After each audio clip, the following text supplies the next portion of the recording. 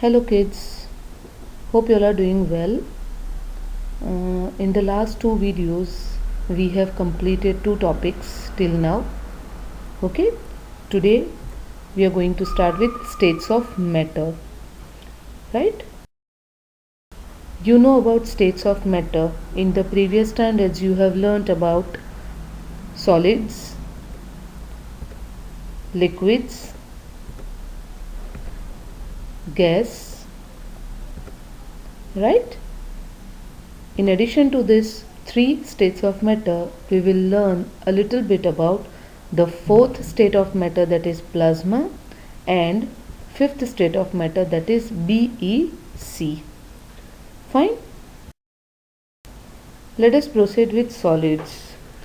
In this lesson we are going to learn the characteristics of different states of matter, right? Let us begin with the solids. Solids have definite mass, volume and shape. They have short intermolecular distance, strong intermolecular forces. The particles remain fixed at their positions and can only oscillate about their mean positions. We'll discuss about it in a minute. Solids are incompressible and rigid with high density. Now here I have shown you the arrangement of particles in a solid. Say for example, take the example of a photo frame or any solid which you can see in your vicinity, right? It has definite mass, means when you are keeping the particular thing on a table, just say for example of your book, it is also a solid state of matter, right? It has a definite mass, volume and the shape is also same, right?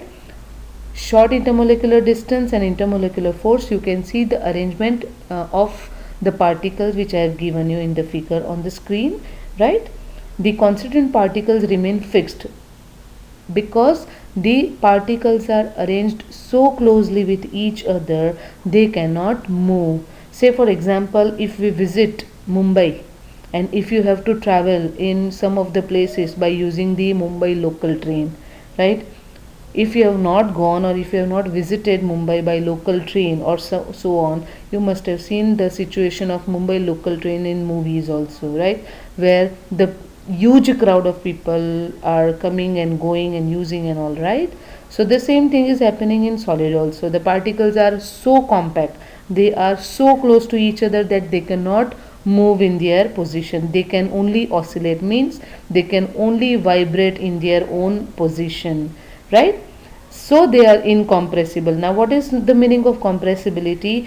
It is the ability of a particular matter or states of matter that when you apply external force, when you apply force, it will be compressed, right? That is, the shape of the particular thing will be changed, right? Now if you keep on trying to compress or to pressurize the wall in your surrounding, or even if your book, you will not be able to change the shape of the particular thing, right? It is rigid, you know, hard, right? Density is also very high. Now all these characteristics are only due to two reasons. First, the particles are arranged in a very closed manner with a highest or with the highest maximum force of attraction in between the molecules. Okay, so these are all characteristics about a solid. Now there is one exceptional, not only one, two exceptions I would like to discuss about in solid. If we talk about rubber band, right? If we stretch rubber band, it will be stretched because elasticity is its property, right? And due to that property it is being elongated, right? But when you will release the force, it will be back to its original position, right? Second thing is the sponge. Sponge you must have used in your art also, right? Or I can say where you must have even in sofa sets and all, right?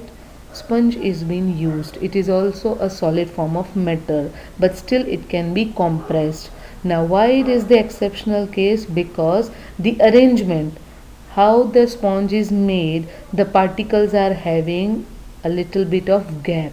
It is porous in nature. Porous means small holes are there, right? In those holes the air is trapped, and because of that, when you will apply external force, the sponge will be compressed, but when you will release that external force, it will be back to its original position or the original shape. So these are the two exceptional cases as if now, which is given in your textbook. Okay, let us begin with liquids.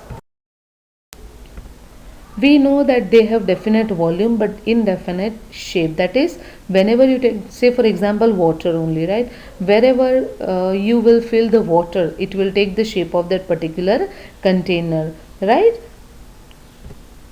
They are fluid, means when you will pour water, or even if by mistake you are unable to hold the glass of water and that glass of water has fallen on the ground, so what will happen? The entire floor will be wet with water. Because the water is fluid, it can flow and take any shape. This is because the weak intermolecular bonding that allows the molecules to slide past each other freely. Means they are talking about that the liquid molecules are not that much closure like what we saw in solids. Okay, they have a little bit space in between them, and because the distance is more as compared to that of solid particles, the bonding is weaker. Okay, and due to this property, they are fluid in nature. They are usually considered incompressible but can be compressed when applied pressure. They have lesser densities as compared to that of solids. These are the arrangement of particles in liquids. Okay. Let us continue with gaseous state now. It is a state of matter that has no fixed shape and no fixed volume. They have lower density than other states of matter like solids and liquids. There is a great deal of empty space between particles which have a lot of kinetic energy. Not rigid but highly compressible. Now what are they saying about? These are all the characteristics of gaseous state. No fixed shape, no volume, no rigidity, highly compressible. Now why they are compressible? Because the gaseous particles are freely moving. In the previous video also we had discussed about this thing, right? When I taught you the property that particles are freely moving, so the smell of hot sizzling food could reach even at the distance, right? So that is because the gaseous particles are freely moving. Because there is no contact with each other, they have negligible force of attraction, right? And because of that also they possess the kinetic energy. Hope you are clear with all these things. Okay, let us continue with the discussion with the gaseous state only. Here I have given you one container in which you can see the gaseous particles are freely moving. Arrows are showing the direction in which the particles are moving. Say for example that in place of this container we are going to fill a balloon, right, for a birthday party. So what we do, we are going to fill up the balloon with air. Sometimes it happens that balloon may burst also. Why? Because we are keep on filling gas into the balloon. So due to that random motion, because we know that gaseous states they have highest kinetic energy, and due to this random movement, what will happen? These particles may collide with each other. Accident हो सकता है, right? And continuously these particles will exert the force in the internal surface of any of the container, right? So if suppose we are continuously filling air in the balloon, now there is some capacity of the balloon also to occupy or to allow those particles to be over there, right? So due to that, sometimes it may happen that extra force is applied, external pressure is so high, internal pressure from the gaseous particle is also very high, and due to that reason the balloon may burst also, right? So here the particles move very fast and collide into one another, causing them to diffuse or spread out until they are evenly distributed throughout the volume of the container. When more gas particles enter a container, there is less space for the particles to spread out and they become compressed. The particles exert more force on the interior volume of the container. This force is called pressure. One more example I would like to give you here. If I tell you people that in your own class, I want almost 500 students to get the seat in your particular class. What will be your situation? Just think about that. We can't even imagine that, right? Because ma'am, in our class hardly 40 or 45 students are able to sit comfortably. Then how can 500 students can occupy or can get the place to sit in my classroom?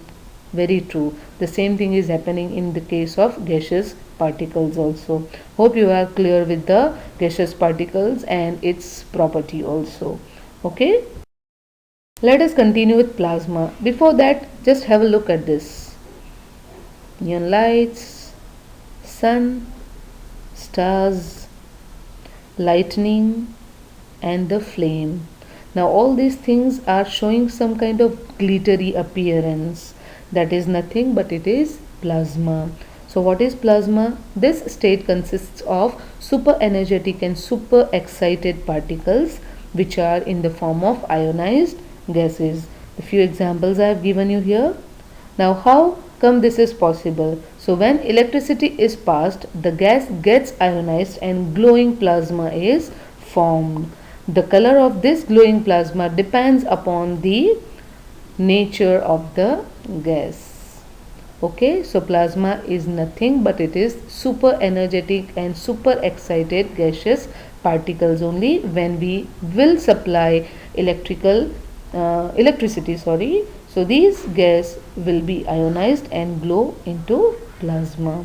Okay, so whatever shining we can see, that is only because of plasma. That is the fourth state of matter. Okay. Now BeC is the fifth state of matter, also known as Bose-Einstein condensate. It is a state of matter that can arise at very low temperatures.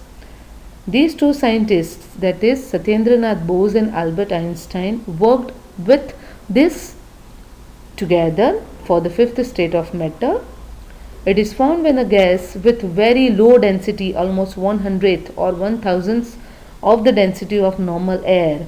Air is the matter which is having the lowest density, okay, in our universe. Lower than that also, whichever gases are present in the universe, they are cooled at a super low temperatures. That time we are able to get this fifth state of matter. Although this fourth and fifth state of matter are not that much known till now, so especially fifth state of matter, that is BeC, even I have tried to search for the examples for your convenience, but I am unable to get. Still, if I'll get it, I'll surely show it to you people. Okay. Now this table is very important for your exam also. First column is of property, solid, liquid and gas. Entire table you have to learn and write for 5 times in your tuition book. You have to learn this table for the exam also. This is very important. Okay. I hope you have clearly understood the 5 states of matter, their characteristics, how do gases exert pressure on any of the container in which it is filled, right? So all these things are important for the exam point of view also. Still, if you have any doubt, please feel free to ask me and complete your task, and by tomorrow morning I want to see your homework. Everybody is requested to send me their work on WhatsApp personally. Okay, you have to learn and write the table for 5 times in a very good handwriting. Okay, thank you and have a good day.